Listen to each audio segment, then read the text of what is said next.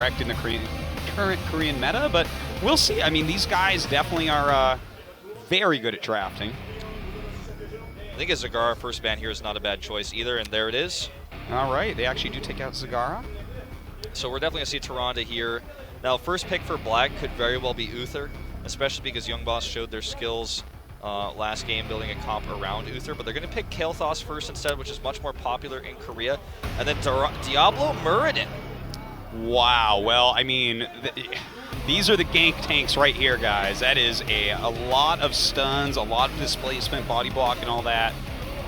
Some very powerful first picks. The roaming is going to be important. They're going to try to get a huge level advantage so that the power spike that happens for Kael'thas at level 13 is much delayed.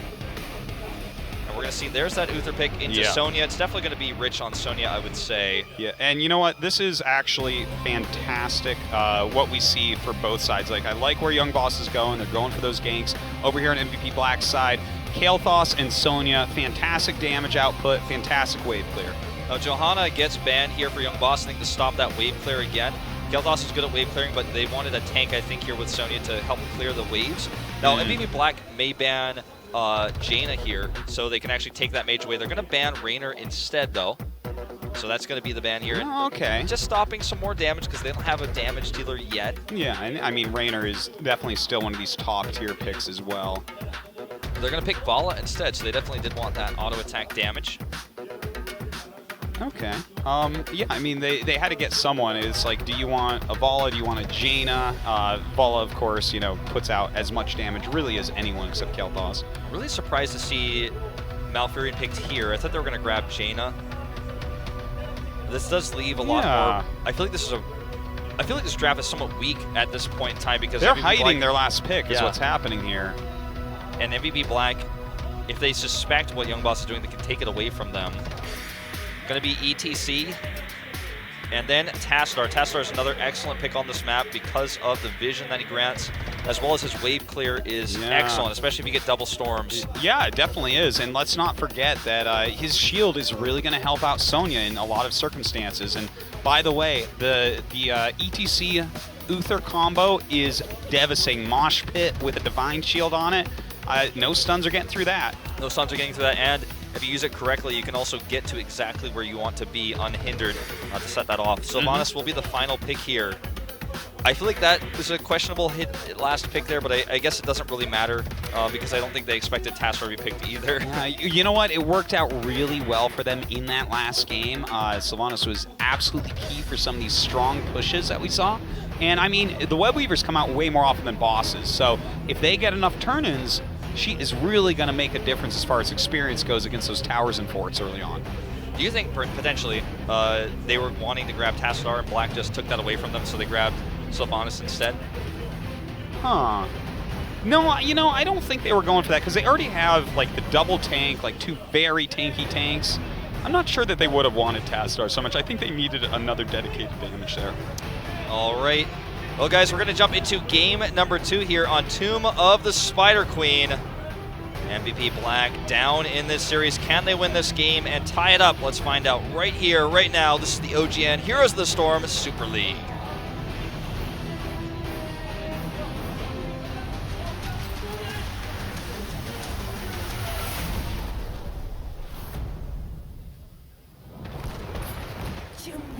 Here we go. MVP.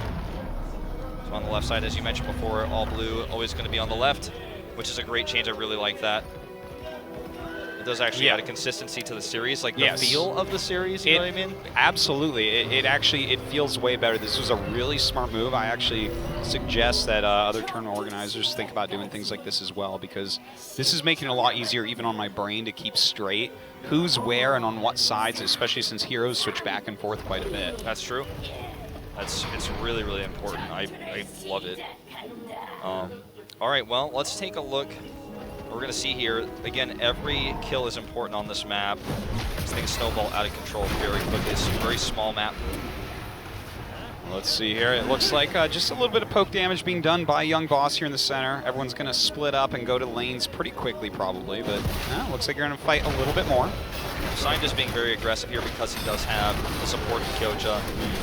Interesting that Coach is actually going to be playing Tassadar. And Rich is, as we predicted, going to be on Sonya. Yeah. I mean, that's kind of his role. That's what Lockdown would have been on if he was still on the team as well. Sonya, definitely one of these very tough to play heroes, very mechanical, and that's what Rich is really known for. So on this map, I'll hold that thought. Dami is actually going to try to cut them off, but decides to back out and Dwarf tosses away. On this map with these drafts, who would you say gets the advantage? You know, looking at this, I actually do like MVP Blacks a bit more right now. A lot of damage going on Sign. Arhan gets very far forward. Rich could actually hit him with an Ancient Spear. Not going to happen. Yeah, not quite. Very well done there by Young Boss to escort Arhan out of there. But yeah, going back to what you said, I do like MVP Blacks a bit more. The fact that they have the combo of ETC Uther, the fact that they even just have Uther, like, I don't care what you say, Uther is better than Mouth right now in this current meta.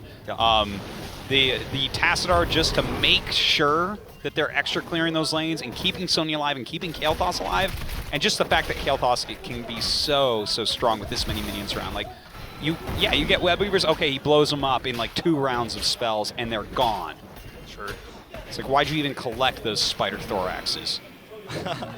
I think I have to agree with you. The only redeeming factor I feel of Young Boss's lineup is that they do have Malfurion and Sylvanas. So Malfurion, I think, is great on this map. He's not as good as Uther, but he is great because he can simply remove entry points to the turn-ins with his Entangling Roots. That's if a he good puts point. one down, you just cannot walk through there. He's great at zoning, and let's not forget that his Moonfire actually just interrupts all of that type of stuff. And I mean, cooldown every 3 seconds. Like, he's great for maps like this as well. I definitely do have to agree with what you say there. Yeah, another one I was going to say is, hold that thought. We're going to have another engagement here, and it looks like blown up is Sylvanas. Now Dami is just going to have to walk away. Big engage there. Nice pick off. More Black actually taking about a 50% level lead here. But I think Sylvanas can be great when you're ahead on this map because you can push the Spider Queen, somewhat what we saw last game. Great power slide in here. Dami going to have to use that Dwarf Toss. Had they picked him off, there would have been 10 gems on the ground. Almost impossible to recover those. You know, yeah, it definitely would have been that far out. But the Sylvanas pick that you were just talking about there, the cool thing about her, I guess, is that she clears lanes so quickly. Like Malfurion, Muradin, they don't clear lanes all that quick. Diablo is like, he's okay at clearing lanes. Ball is pretty good with her W, of course. But Sylvanas is one of the absolute quickest, just like Kael'Thas. And I think that that's definitely a part of why they chose her, at least. Yeah, I have to agree. They did need that wave clear. And that's something that actually, a lot of people in the States and in Europe are talking about. This is the stun meta, right? A lot of Koreans actually say that we're in the wave clear meta, and that wave clear is insanely important. Like, everyone knows that stuns are the most important thing, but in Korea, we're like, yeah, that's obvious, but let's talk about wave clear. That's really important. That's why we see Zagara first ban all the time in Korea. Kael'Thas is one of the first picks almost every game. Yeah, absolutely. Like, being able to clear those, like, it's not just about experience, guys. It gives you so much vision of your opponents even coming through. And if you know they're coming, it doesn't matter how many stuns they have, because you won't be there when they get there. So we saw, or we didn't see, it was off screen. Vala did get killed there where you had to turn in. So MVP, who did consistently turn in little by little, which isn't usually how Korean teams play this map, got the first Web Weaver. So let's see how they can push this. They are going to get 7 first. And notice that Tassadar got the advanced Oracle trait, so he actually is going to have more vision.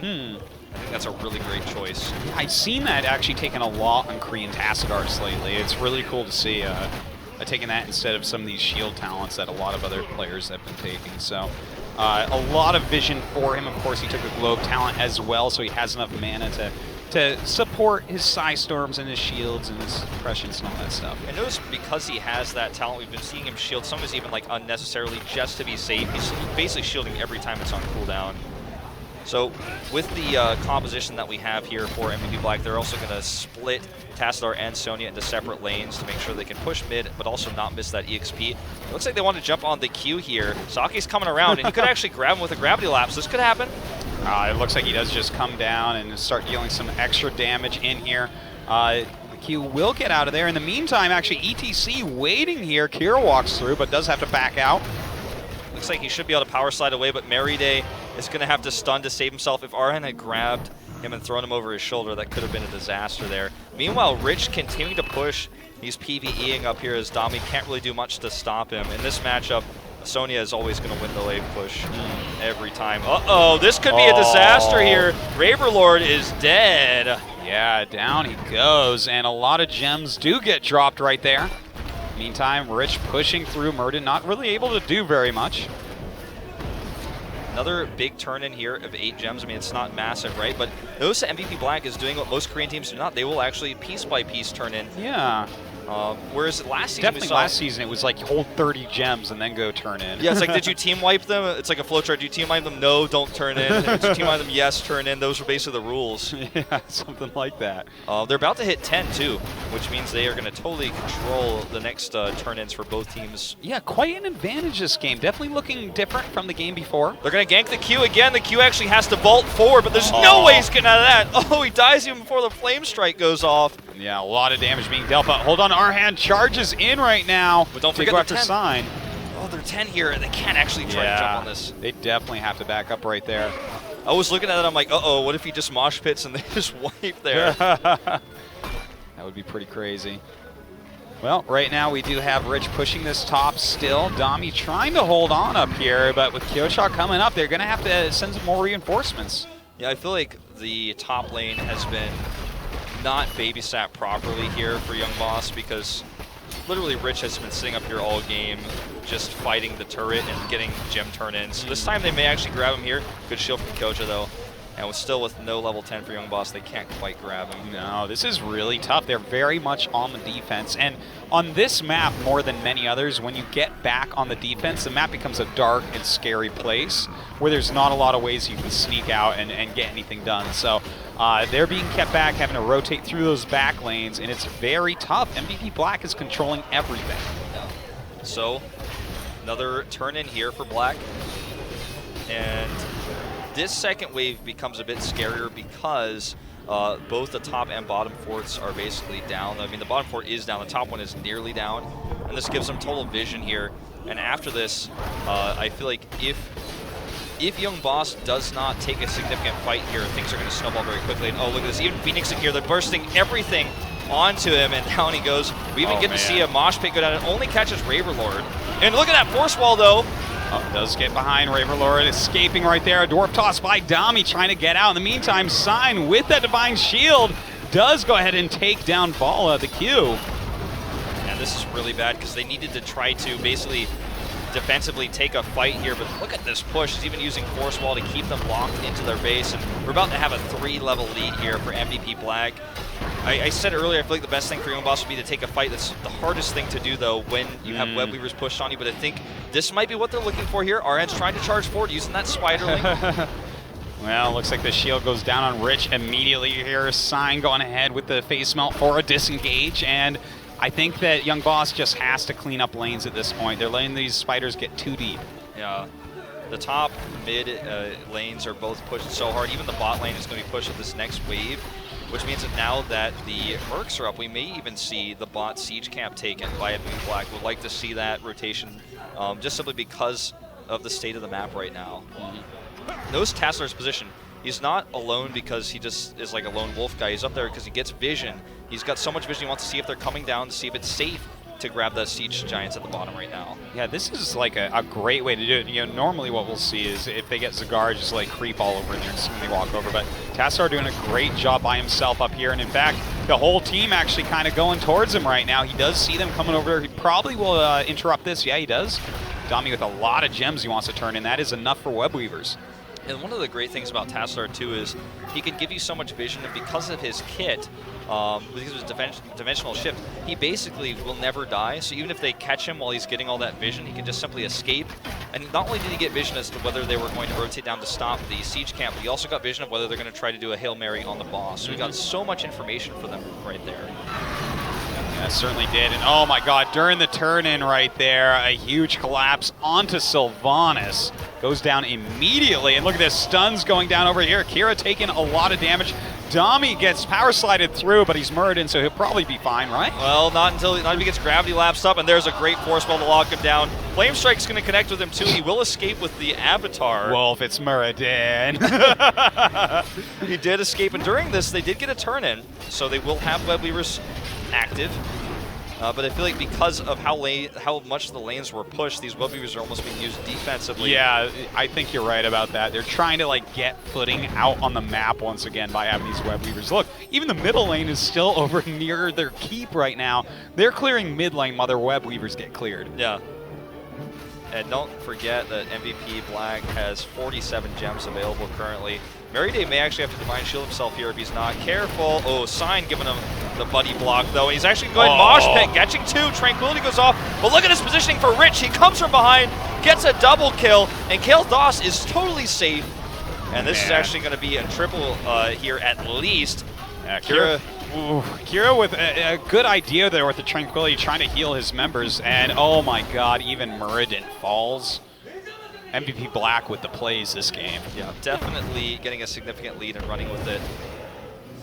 You know, I said earlier, I felt like the comp that we were seeing from Young Boss, you know, they were going to be good if they were ahead. You know, you've got Sylvanas to push every time the web weavers are out, but they got ganked so many times. The Q died several times early, was constantly being pressured. No one ever dealt with Rich in the top lane. Yeah, that's true. It was always Muradin just sitting up there trying to one-on-one against Sonya, and that does not work out. You almost never want to have Muradin in the lane versus somebody who's staying in lane who's got good wave clear. Sonya's Whirlwind is always going to be that. Yeah, I mean, his W, like, yeah, sure, it can hit twice, but that is not clearing out minions. Sure, and it can't be traded that early, or it can't be talented that early either to do that, so getting messy up there, but look at this web weaver push. I think they will at least lose one keep. And Arhan, again, too far forward, nearly gets picked off. Ravenlord gets caught, actually has to escape back over that wall. Kind of a crazy move by Kyocha as well, coming in with the flank force wall, but he was actually at the wrong angle, didn't do as much as he wanted. But here we go, we actually have the Divine Shield going down on ETC here. Arhan does go down, but he had soul, so he's back up. The problem is the Q is dead now. And this Tranquility is not going to be enough to actually turn the fight. It will actually force a disengage from MVP Black. There's an Apocalypse as well. It's not going to be good enough, though. Rich is just sitting in the middle. He's not even going to turn around. They are 4 levels up. Oh, man. Doesn't matter about anything else. Doesn't matter anyone's hit points. They have so much more damage. Yeah, Arhan being wiped out there with no souls remaining. This keep is going to end up falling. The top keep's down. The mid keep just is about to fall as well. Like, that's got like 10 health left. Yeah. Or 10% health, I should say. There's almost no chance at this point. Look at this, a 5-level lead at the moment. This is what a lot of people would call basically a perfect game. Yeah. There's no cannons dead. They have no kills. It's a perfect game. Yeah, they have refilled all their cannonballs at this point. Very little damage. If only they had a mule. Oh, yeah. If only a mule. Not even losing a wall here, a gate. That's crazy. I think that... I think they should go suicide on a gate, just to, you know. Just so it's not a perfect game. Yeah. Okay, well, Domi is way out of position. He is Muradin, as you've mentioned many times before, but look at this Force Wall, going to lock him down, and they're not in a good position to save him.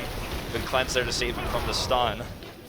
Yeah, but he does have to back up. A lot of abilities being used right there to try to keep him alive. Don't forget that the bot and mid lanes are being pushed by Mercs right now. Yeah, this is a great time to take boss, because even if they try to come up, you'll probably beat them anyways, being 18 versus 14.